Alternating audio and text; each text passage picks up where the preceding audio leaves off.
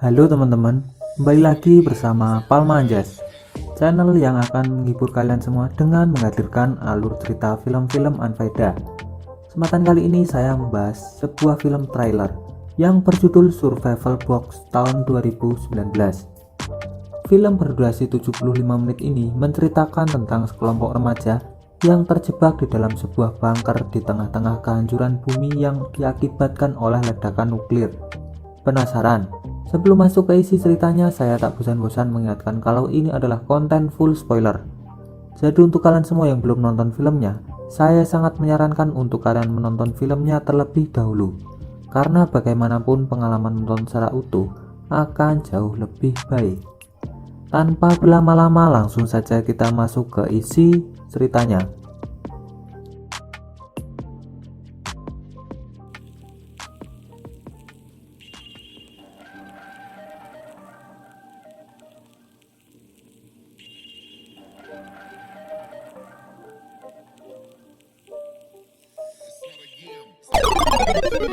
Film diawali dengan diperlihatkan pengumuman radio tentang pengeboman kota Hiroshima pada Perang Dunia Kedua. Kemudian berlanjut berita ancaman rudal nuklir dari Korea Utara dan Amerika Serikat yang sedang berada di ambang permusuhan. Scene beralih kepada seorang pria bernama Chris yang sedang mengadakan pesta usai kelulusannya di sekolah menengah atas. Sedikit informasi mengenai Chris bahwa ia merupakan anak dari keluarga Philadelphia yang kaya raya. Chris berjalan masuk ke dalam rumah lalu bertemu dengan seorang temannya yang bernama Kit.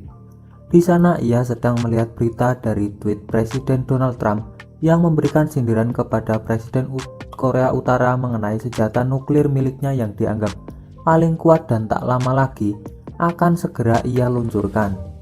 Di sisi lain, seorang pria bernama Josh sedang mengobrol bersama kekasihnya yaitu Camilla.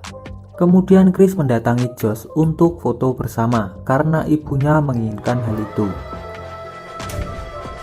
Di depan rumah, saudari tiri Chris yang bernama Scott datang untuk ikut serta dalam pesta.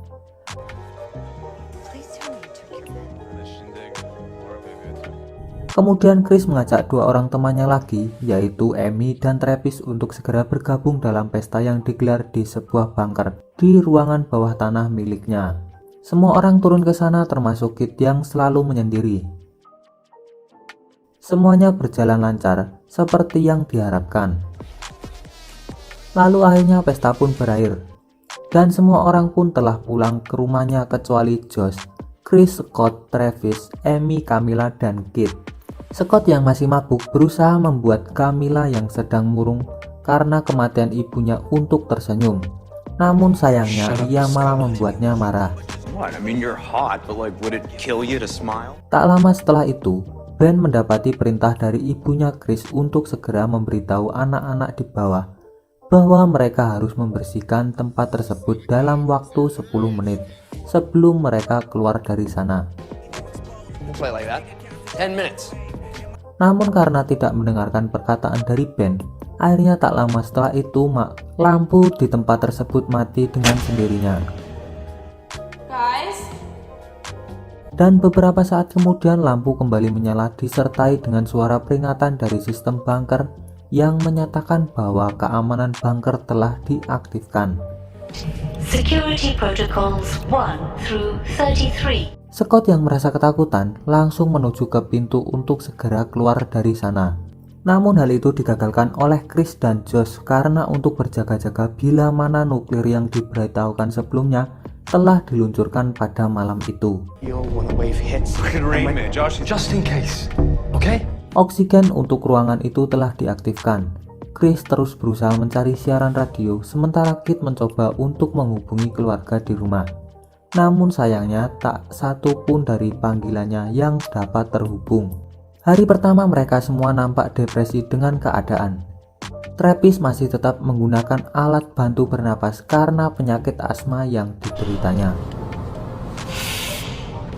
Kemudian mereka semua berunding untuk menyelesaikan masalah persediaan sumber daya untuk bertahan hidup di sana. Setelah diperkirakan, Chris mengatakan bahwa setidaknya mereka akan bisa bertahan di dalam bunker tersebut selama 8-9 bulan ke depan. Hingga akhirnya mereka memperdebatkan soal dampak dari ledakan nuklir, yang dimana Kit berpositif thinking bahwa ledakannya hanya berdampak pada lokal atau hanya menghancurkan kurang lebih 3 pulau saja. Namun itu hanya opini positif dari Kit dan mereka tak tahu apa yang sebenarnya terjadi di luar sana. Sampai akhirnya Scott mendapat sebuah pesan dari ibunya dari Dubai yang membuatnya merasa yakin untuk segera pergi keluar dari sana. World's still out there. Ketika hendak keluar, Scott mendapat sindiran keras dari Camilla. Josh mengatakan bahwa pesan tersebut hanya terlambat sampai kepadanya dan itu tidak membuktikan bahwa dunia aman seperti biasa. One text doesn't prove anything. Be a satellite bouncing off delayed signals. Doesn't prove that. Hingga akhirnya Scott merasa emosi kepada Camilla namun dihentikan oleh Kit dengan pistolnya. Kit sendiri menemukan pistol tersebut di lemari ruangan bagian belakang. I'm sorry, okay? Di hari kedua, Kit mulai mengonsumsi obat depresi untuk meringankan pikirannya. Kemudian Scott mendatangi Kit mempengaruhinya untuk keluar dari bunker tersebut. Dan ia pun akhirnya memberikan pistolnya kepada Scott lalu mereka berdua menuju pintu keluar. Di sana mereka kembali berdebat. Hingga akhirnya Amy mengatakan bahwa sebenarnya ia sedang hamil. Get the one thing that's gonna help you guys. Because I'm pregnant. Dan karena itu, Kit akhirnya memutuskan untuk tak jadi pergi dari sana. Sementara Chris akhirnya memberikan salam perpisahan terakhir kepada Scott atau kakak tirinya untuk kepergiannya. Di hari ke-11 mereka pun mulai mengatur persediaan sumber daya pangan untuk 8 bulan ke depan. Chris mulai merencanakan penanaman hidroponik untuk menambah sumber daya pangan. Namun terlihat raut wajah ketidaksenangan ditunjukkan oleh Kit dan ia menyarankan kepada Amy untuk menggugurkan kandungannya karena untuk menjamin kelangsungan hidup mereka. Maybe we should think about an abortion. Di hari ke-30, Kit terlihat sedang merencanakan sesuatu, kemudian pergi ke suatu tempat penyimpanan makanan lalu mengemasinya. Aksi Kit pada saat itu diketahui oleh Camilla, dan di pagi harinya ia pun melapor kepada Chris dan Josh serta Travis. She was taking food, Josh. I know what I saw. Di salah satu ruangan, Chris kembali mencari siaran radio untuk meminta pertolongan kepada siapapun yang masih bertahan di luar sana. Hingga akhirnya mereka melihat monitor CCTV yang telah terpasang di luar bunker. Terlihat Scott ternyata masih hidup, namun kulit wajahnya nampak lumpuh akibat radiasi. Ia juga menuliskan sebuah pesan di detik-detik akhir kematiannya. Chris yang melihat kondisi dari saudara tirinya itu merasa sedih dan memutuskan pergi keluar untuk menemuinya. Namun dia tahu itu adalah hal yang tidak mungkin untuk dilakukan. Di hari ke-104 terlihat tanaman hidroponik mereka telah tumbuh dan Kit sedang berada di tempat penyimpanan makanan. Chris yang melihatnya tak berpikir panjang dan langsung membentulkan kepala Kit karena teringat perkataan Camilla tentang dirinya yang telah mencuri makanan di malam hari.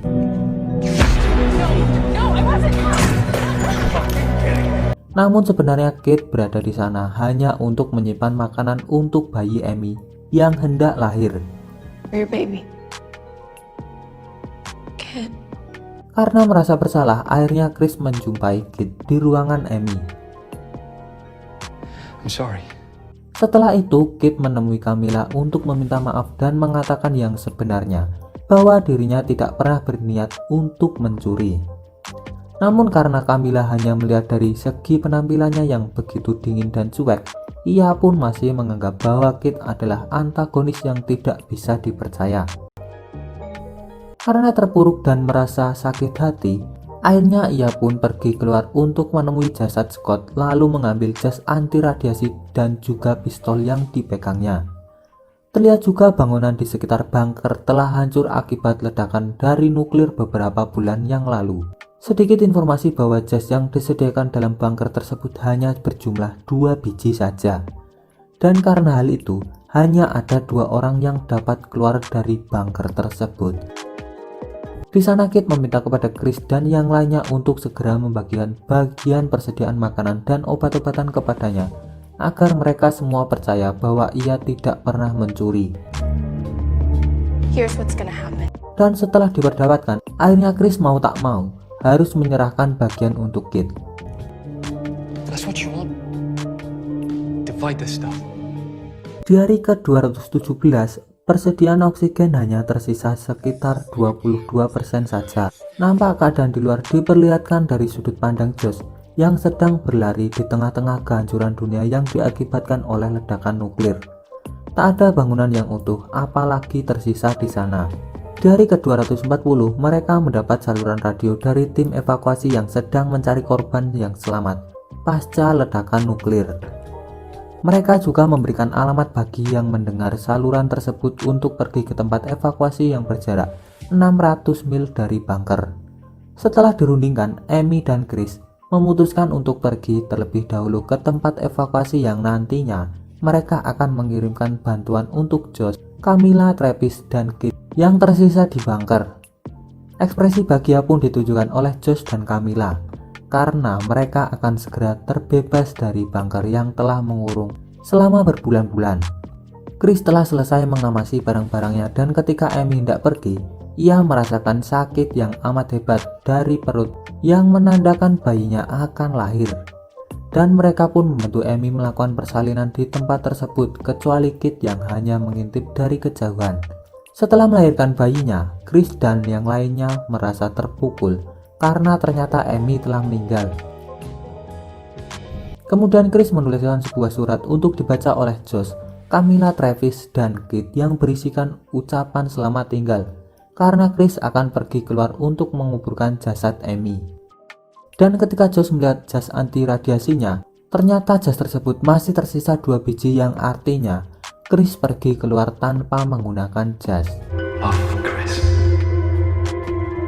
Bersama dengan itu, penyakit asma yang diderita oleh Travis semakin parah. Dan tak lama setelah itu, ia pun akhirnya meninggal juga. Di hari ke-249, yang tersisa hanyalah mereka bertiga dengan satu orang bayi putri dari Amy. Sewaktu-waktu Josh meminta kepada Kit untuk menyerahkan pistol yang sebelumnya diambil dari Scott kepadanya. You get the gun, and you bring it in here. Make me. Namun Kit justru malah mempermainkan perkataan dari Josh tersebut. Dan ketika si bayi menangis, Kit datang untuk menggendongnya. Namun ia dihentikan oleh Camilla karena Kit tidak diperbolehkan untuk menyentuh bayi Amy. She's mine. You stay away from her, I'll fucking kill you, kid. Hingga akhirnya Kit mengambil pistolnya untuk merencanakan perbuatan jahat kepada Camilla.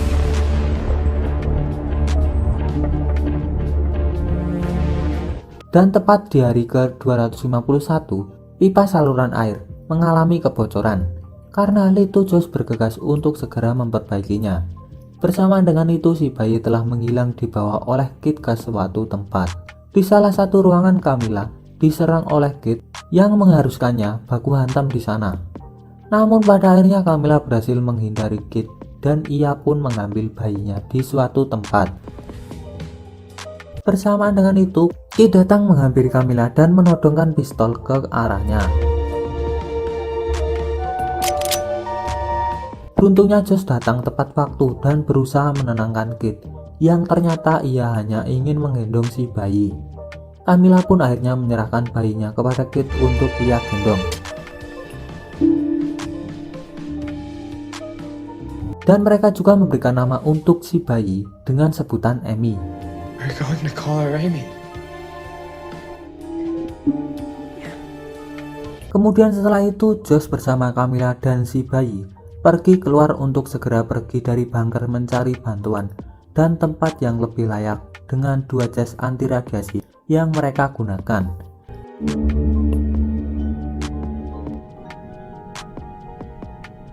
Sementara Kit telah merelakan si bayi dan ia memutuskan untuk menetap di sana.